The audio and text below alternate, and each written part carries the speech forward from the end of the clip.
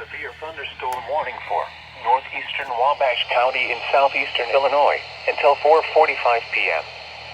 At 4:15 p.m., a severe thunderstorm was located near Lancaster or 7 miles north of Mount Carmel, moving east at 20 miles per hour.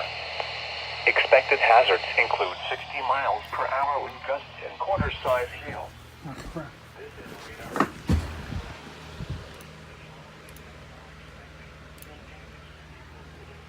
Okay. Sighting and trees. Locations impacted include Lancaster and Allendale. Repeating, a severe thunderstorm warning has been issued until 4:45 p.m. for the following county: Wabash, Illinois.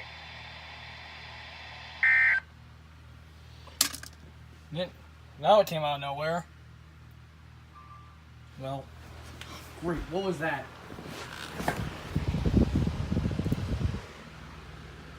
Oh yeah, that's the one.